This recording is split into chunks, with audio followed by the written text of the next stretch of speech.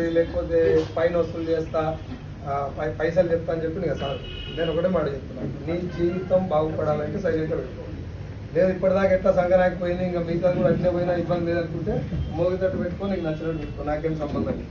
ఎందుకంటే meeting success అవటం అనేది మాట్లాడిన చేతిలో ఉంటుందా, ఇన్వాల్వ్ అయితే వాళ్ళ చేతిలో ఉంటుందా?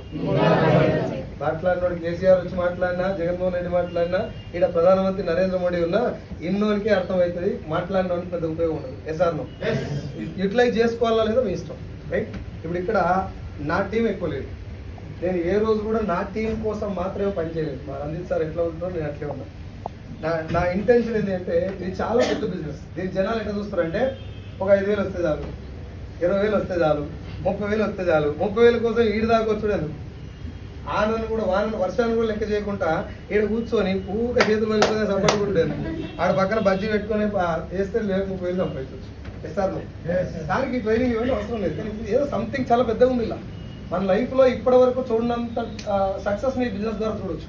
Not only money. ఎవరు సార్ నీకు పిలిచి సాల్వ్ వేసే మాట చెప్పు. నాకు నేను బర్రెలు వేసుకున్నాను, నాకు పిలిచి సాల్వ్ వేస్తున్నాను. ఆయన స్థాయికి నాకంటే చాలా సీనియర్ సార్, గొప్ప వ్యక్తి.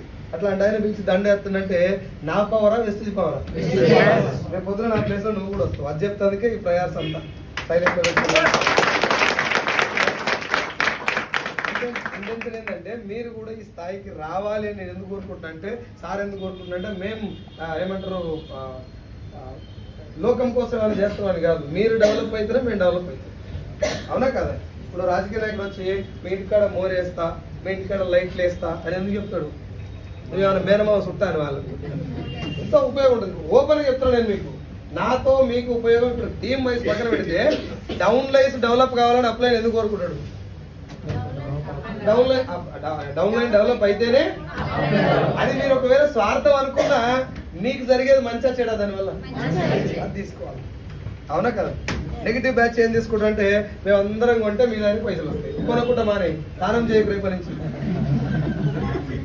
స్నానం చేయకుండా ఏం కొనకు. ఇక్కడ సంతూర్ సబ్బు కొన బానేసాయి పని చేస్తావా?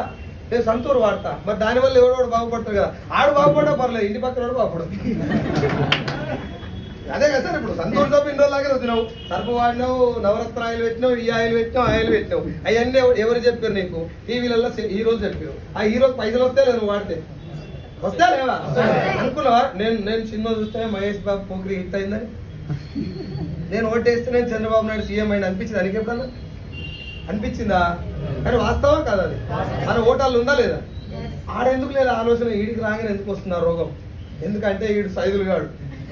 చంద్రబాబు నాయుడు ఇంకో 4 బిల్డింగ్ కట్టా ఏం కాదు, జగన్మోహన్ రెడ్డి ఇంకొక 10-15 హెలికాప్టర్లు కొన్నా ఏం కాదు, Mahesh Babu super star Mahesh Babu Lamborghini లాంటి పెద్ద పెద్ద కార్లు కొన్నా మనకి ఇబ్బంది ఏం లేదు. కానీ మన ఇంటి పక్కన కొత్త సైకిల్ కొన్నా తక్కువలేము మనం. అది మళ్ళా వల్ల కొంటే మనం అసలే చచ్చిపోతాం.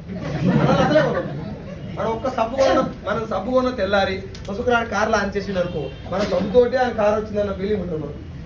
నేను మీకు అంటలేను, మనకు అంటున్నా. మనిషి జన్మెత్తిన ప్రతి ఒక్కరికి ఈ క్యారెక్టర్ న్యాచురల్గా ఉంటుంది, తప్పు కాదని. బట్ అల్లకెళ్ళి బయటకు వచ్చి రియాలిటీ ఆలోచించాలి. మీరు కొంటే నాకు పైసలు వస్తున్నాయి అనేది వాస్తవం. మీ కిందోళ్ళు కొంటే నీకు డబ్బు వస్తారు. రెండోది పట్టుకున్నాడు బాగుపడతాడు, మొదటి దాని కూర్చున్నాడు కోడిగుడి ఎన్నికలు మీకు అనే ఉంటుంది. నీకు 2 స్టోరీ చెప్తాను, ప్రామిస్ చేసిన. అది చెప్పినాక ముందుకెళ్దాం. మొదటి స్టోరీ,